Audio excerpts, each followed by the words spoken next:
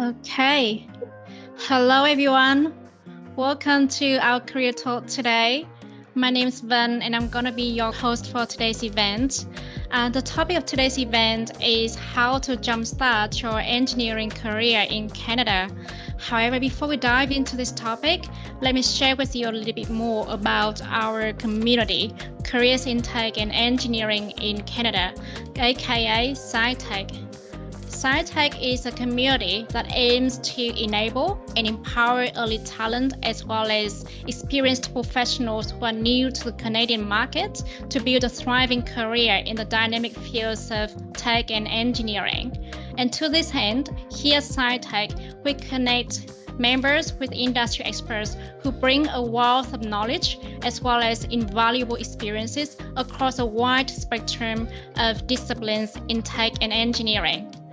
And this is achieved through a series of career talks like the one today to allow our members to learn from the wisdom of our guest speakers.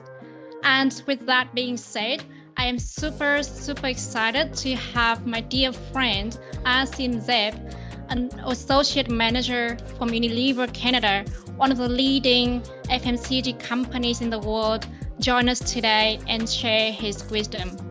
Hi Asim, how are you? Hi, I'm good. How are you doing?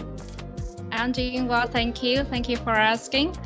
Well, just to give everyone a bit of context, Asim and I, we have known each other for years. The first time I met with Asim was in 2016 when we were both master students at the University of Leeds. And we were both on our trip from Leeds to London to join an orientation day by the Achieving Scholarship. And obviously we were very invested in the event and I really enjoyed it. So much so that we almost missed our last bus back to the student dormitory in Leeds. And apparently Asim wasn't very impressed by the panicking me trying to secure a ticket back to the apartment. And somehow down the line, we ended up becoming best friends throughout university years and have remained very good friends since. So Asim, I know we know each other very well, but a lot of people in the audience today haven't known you yet. So how about you tell us more about yourself? Yeah, so let's get started. So basically, just giving a brief about my background. So I have a degree in electrical engineering. I have a master's in electrical engineering, and I started my career in Pakistan. I'm from Pakistan. I got my bachelor's in engineering over there. Then I was working in one of the foods manufacturing industry, and I worked as an engineer over there, looking after utilities operations. After that, I got Achieving Scholarship and moved to England to complete my master's from the University of Leeds. I got my master's from there and went back to Pakistan. I joined Unilever in Pakistan in the field of health and safety. I was leading the site operations for health and safety over there. I worked over there for a bit more than 2 years, and then I moved to Canada in 2020. So I have been in Canada for 3.5 years now. And I have been working in Canada in Unilever since I've come over here and in the field of safety, health, and environment.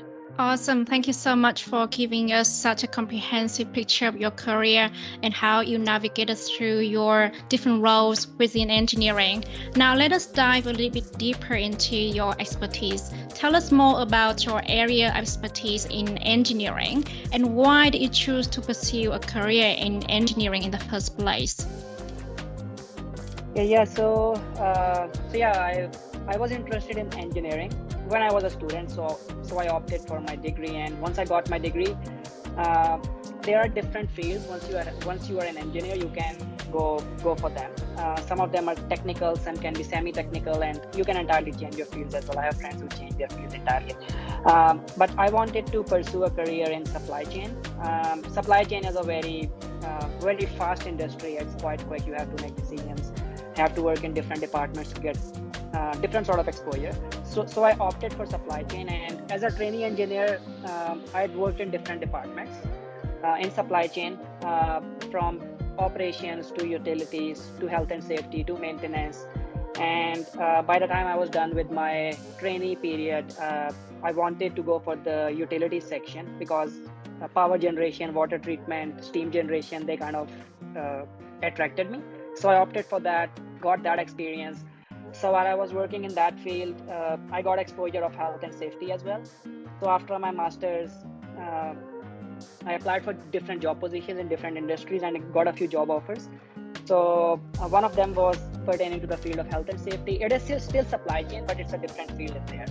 So considering my background in engineering, I opted for that because health and safety mostly deals with interactions with people, and it's mostly related to people management, people influencing the people, dealing with them, getting to know them. So that's kind of something that I felt to be going for. So I went for that, and since then I've been working in that field. But I've expanded just from safety to I've been looking after health part of it, environment management, as well as last year I took over the security role as well. So I've gradually expanded in this field. But moving on, I'll be targeting to expand further in this field as well as other fields within the supply chain. So that's how I ended up here, and that's what my future looks like if I talk about that. And so, speaking of that, for newcomers who are seeking their first jobs here in Canada, what are the top 3 things they could do in order to quickly land a job offer? Okay, so what I can recommend in that space, the first one is that the CV or the application that you put in for the job, that should go through the gate. So that's a different type of challenge. So your CV or your resume should be linked to the job opening. Like when you apply for a job, don't just use a generic CV. Tweak it or tailor it based on the job opening so that the experience that they're looking for, you are highlighting that part of your experience in your CV. And a lot of companies these days also use the automated software that basically filters out the CVs. They don't manually go through that. So read about that, and if you use those specific words that the employer needs in your CV, the software is gonna push your CV through. So that's the first phase of it. So you need to stand out in your CV or your resume department and tailor it in a way that it's mostly accepted in Canada. Like the kind of CVs that we used to have back in my country, I'll just give you my example, they are not entirely the same that we have here in Canada. So I had to tweak mine as well. So the first edge is this one. The second part of it would be to leverage your network. If you have any person that you know that's working in the industry, ask them to give you a recommendation, or if you are in contact with anyone like that. And when you come to Canada, try to volunteer or be a part of some groups, because that will show you that you are a part of the community, and that is helping you build your soft skills. When you come as an immigrant to Canada, all of us have the hard skills, like we know our fields. But the thing that the new immigrants are lacking in is the soft skill or the cultural part of it, how the Canadian workplace works.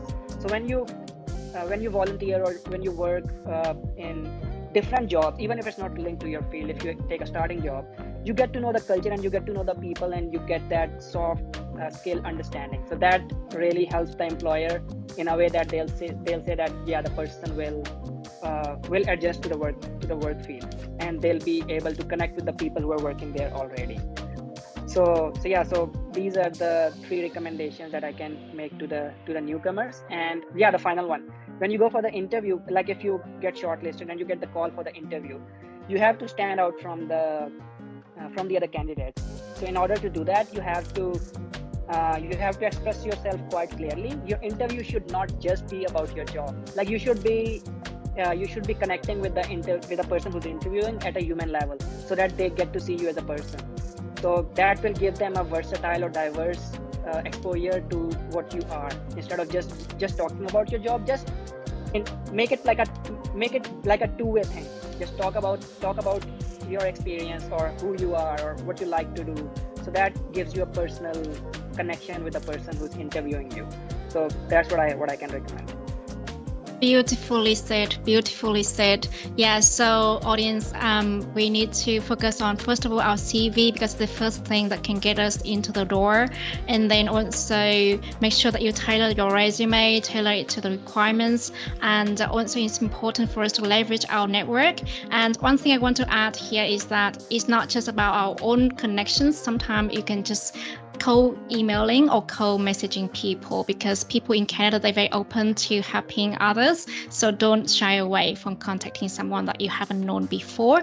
And also, as Asim said, volunteering, put yourself out there, put your names out there, and also get to know the culture, the community here. And definitely with interview, try to make sure that you bring your personality into the interview as well, bring your authentic self so that the people can connect with you on a deeper level. If you got to go back in time to meet your younger self who was making his first steps into the professional world, what advice would you give him?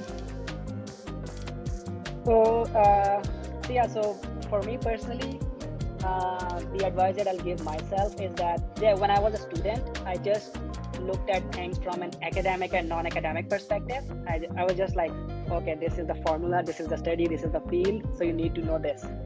You need to have an understanding of this formula, this concept, and this thing. But that is not entirely true. What I found in life professionally is that more than the academic part of it, is the non-academic part that plays a role in your growth and your exposure and your expertise in the long term. So I'll say I was quite narrow-minded. So I would have told myself to broaden your horizon.